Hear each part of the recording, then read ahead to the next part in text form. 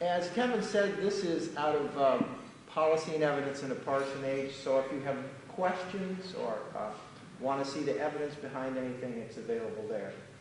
The title of the talk is Social Science and Public Policy, Social Science and Public Policy, Bridging the Great Disconnect. I want to do three things this morning. First of all, I want to talk about the use of evidence in policy analysis and in medicine, and to show you through a comparison of the two how strange our thinking about policy is. Second, I want to explore what I call the great disconnect between policy and evidence in four policy areas. And then third, I'll make two modest suggestions to try to improve things. Okay, I searched for a good example of the difference in thinking between medicine and policy. And I found two cases in the 1980s which I thought were very helpful. So let me start with the example from medicine. In 1981, the Food and Drug Administration in the United States had to decide whether to approve the hepatitis B vaccine.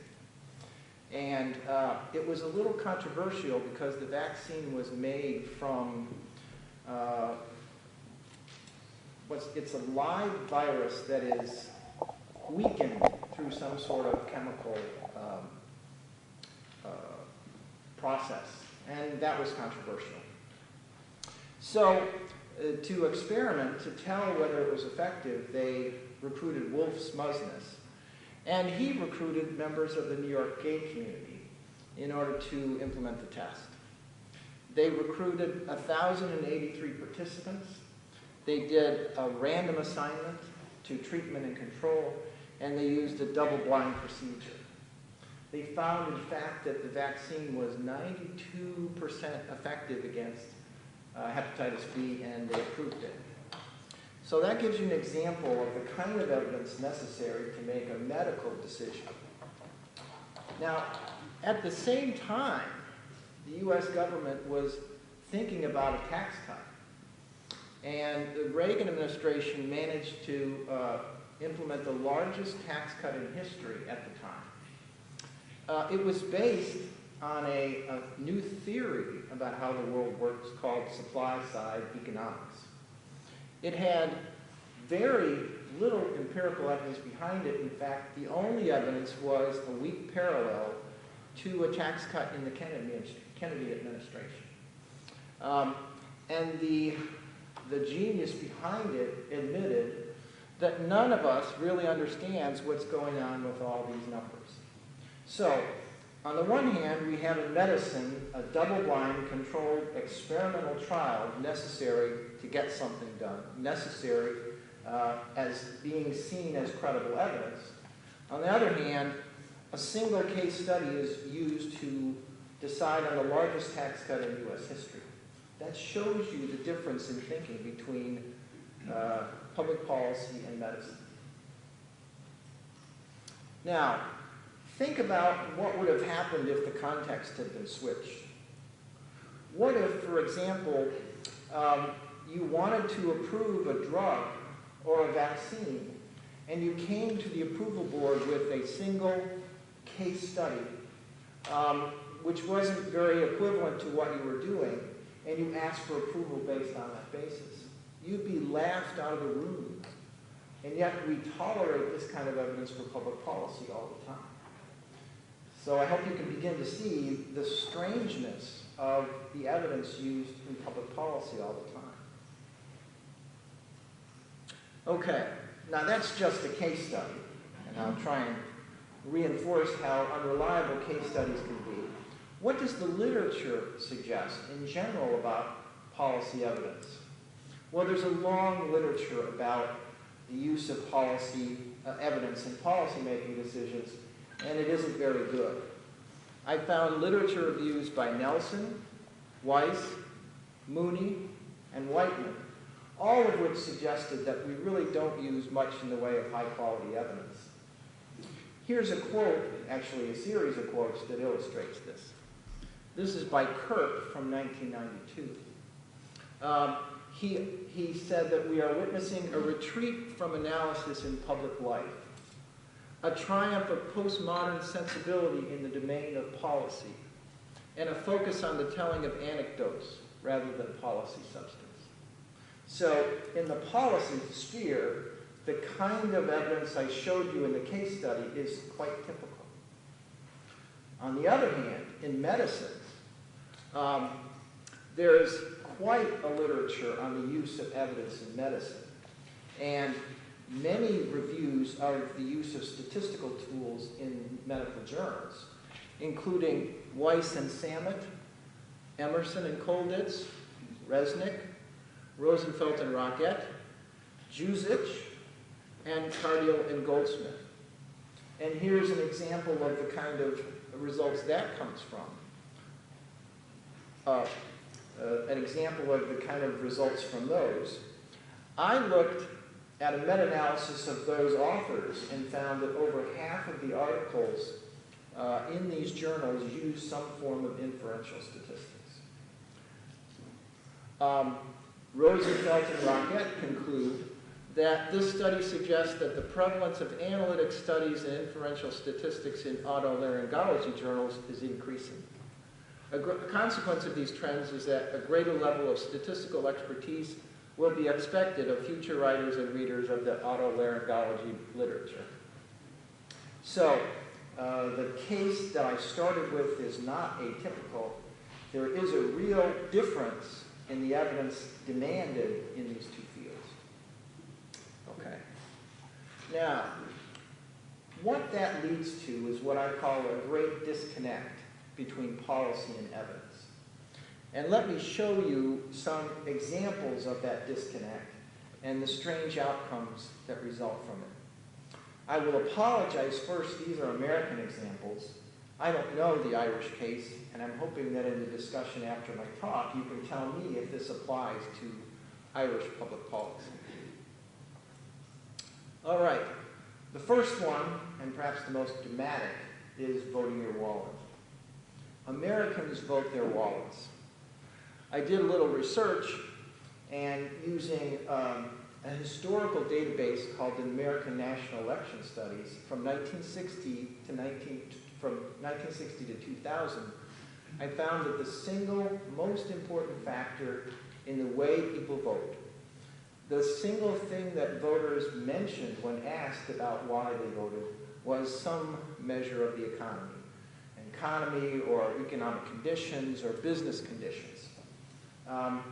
And in fact, there's a whole literature looking at the effect of economic conditions on voting. At last count, there were more than 400 studies. And Ray Fair from Yale is probably the most famous proponent or practitioner of this literature. He was able to explain 96% of the variation in the vote for president from 1916 to 1992 based solely on growth rate, inflation rate, whether the incumbent was running again, and whether we win the war. So those factors alone accounted for 96% of the vote. We really, in the United States, vote our wallets. But is it possible? What is the track record of presidents in terms of stabilizing the economy? If you look at the historical record, how well have presidents done? Well, I found 3 reviews. One by Keach, one by DeLong, and one by Litford. And the universal result is that the presidents don't seem to be very effective. Here is a quote from DeLong in 1996.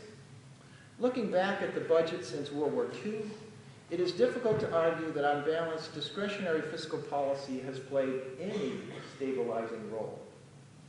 So, we have a huge disconnect between people's expectations of our leaders and their actual ability to deliver. Now, let's go back to medicine again. Suppose that you went to your doctor and you had some sort of disease, and he puts you on some sort of treatment regimen. And on your way out the door, you said, by the way, doc, has this worked? You know, what's the track record of this procedure? What if the doctor said to you, well, actually, looking back on all my patients since I started practice, it is difficult to establish any positive effect of this treatment. You'd be horrified. And yet, that's the situation we find ourselves with regard to macroeconomic policy. A huge disconnect between what we expect and what the evidence shows. A disconnect between policy and evidence. Now, that isn't the only field we find this pattern in. The book has 5 fields that it looks at. Let me give you a couple more. Think about economic development, which is of particular interest to the center and to ISSP. I don't have to tell you that there's an arms race in tax incentives, that states in the United States and nations compete against one another to keep taxes low in order to lure businesses to their location. In the book, I discussed this case in Alabama where the state of Alabama gave practically the entire state to Mercedes-Benz to get them to locate a plant there. And in fact, the investment of the state of Alabama was almost equal to the investment of Mercedes in building the plant. So in a hugely capitalist country, we had lots of socialist investment in this plant.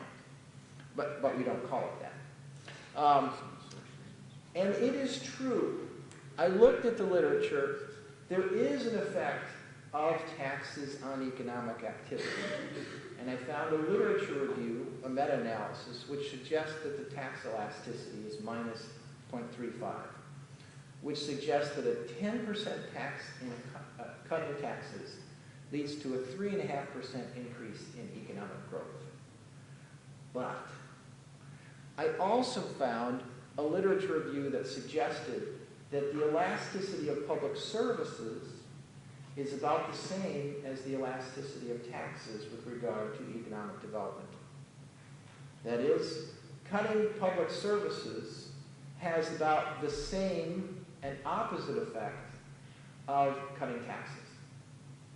So, in order to stimulate your economy by cutting taxes, you have to do it without cutting public expenditures. That is very difficult to do. And unless you've got a lot of fat in your system, it is very difficult for political officials to achieve the kind of dramatic economic success that we expect of them. Okay. Now, further examples, there's chapters devoted to education and welfare in the book. In education, we expect tremendous things out of our educational system.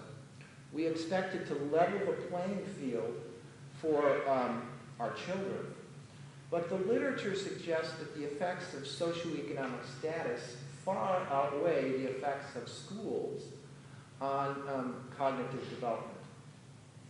And in fact, the literature in education has been preoccupied with the debate over whether increased educational expenditures have any effect on cognitive outcomes. So we have an education policy which is much weaker than we think, and we expect more out of it than it can really deliver to us. In welfare, in the United States, we're patting ourselves on the back over the 1996 Welfare Reform Law, which limited welfare benefits and forced welfare recipients to take the first available job.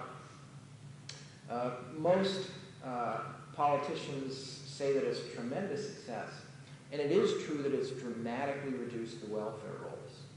We've had cuts of, say, well, it depends on the state, but 40% reductions in the welfare rolls is typical under this law. However, when you look at the effect of the law on people's well-being, their ability to pay their bills, the suffering they experience with regard to hunger, there hasn't been any change since the law. So again, a disconnect between our expectations and the reality. Okay, the thesis of the book then is that the disconnect between policy and evidence is so big that we end up debating phantoms and mirages. We debate whether this candidate can turn around the economy or that candidate can turn around the economy, when in fact neither of them can. And we leave undiscussed the real choices, the more modest choices, like, can this candidate find good people to work for him or her? Can this candidate administer large organizations? Can this candidate make appropriate foreign policy decisions? And we miss the opportunity to discuss the more modest choices that are really in front of us. An analogy in medicine would be that we are choosing our surgeon based on his or her ability to perform a surgery that we know doesn't work. So, what do we do about it? I have two modest suggestions. I have to start by issuing a disclaimer. I don't have hard evidence for these suggestions, so they must only be considered as suggested experiments on a small scale.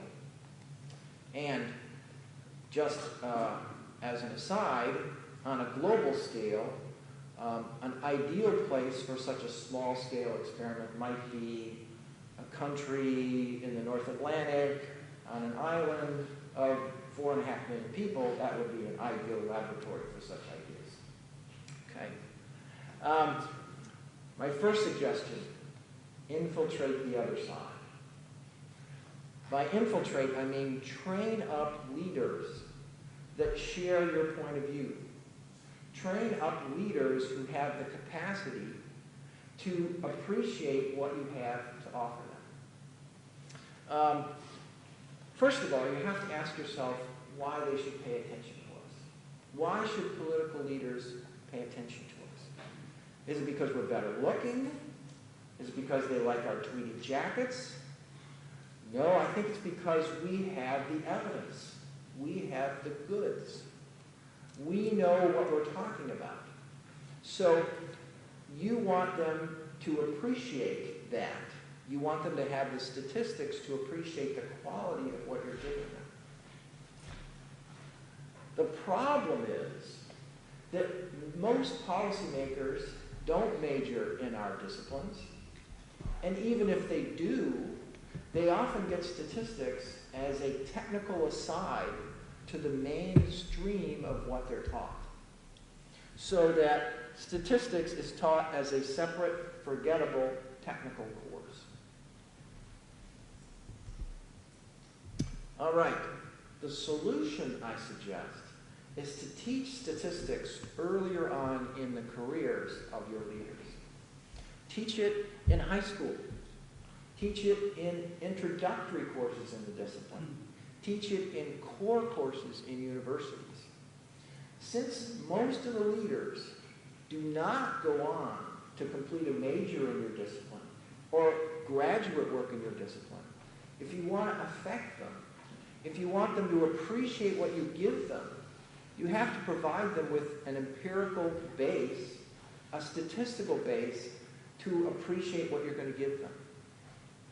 So it seems to me you're going to have to push back the training, the provision of statistics earlier in the careers to make sure that leaders get it.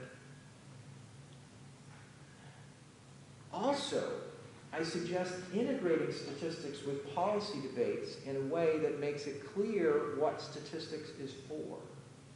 Too often, statistics is taught as a separate standalone course in the discipline and is poorly integrated into the policy discussions in that discipline.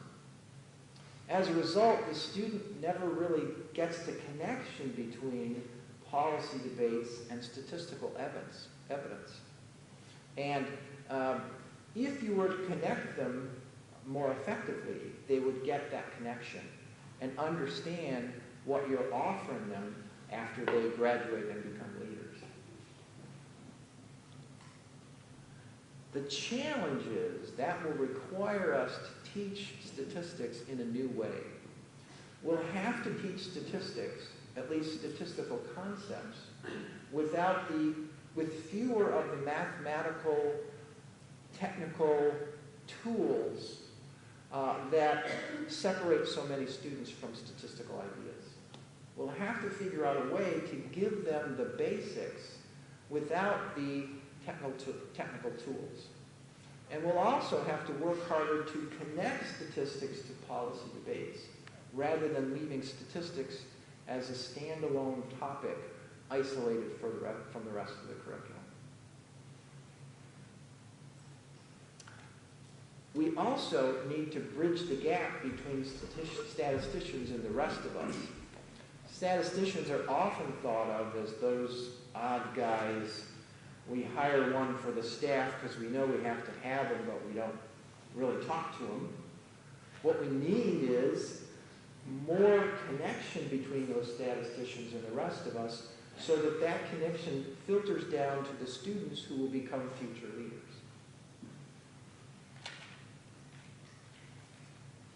All right. My second modest suggestion is to establish some ground rules for the debate.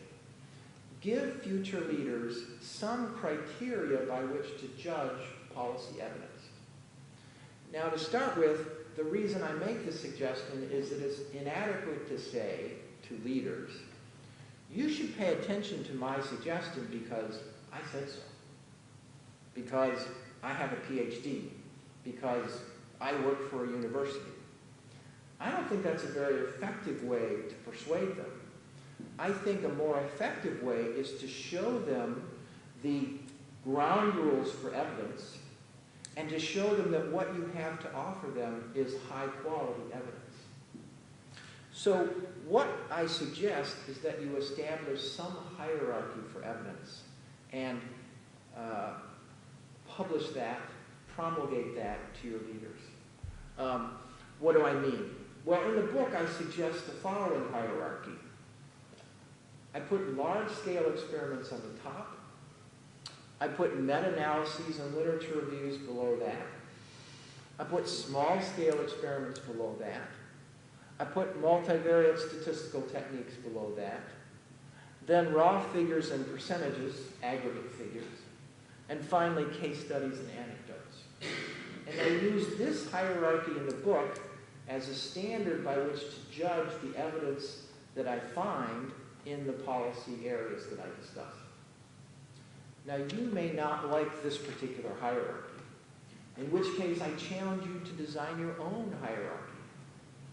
But the point is that to be credible, you have to hand your audience some ground rules ahead of the debate, and then show them that what you have come up with is superior in terms of those ground rules.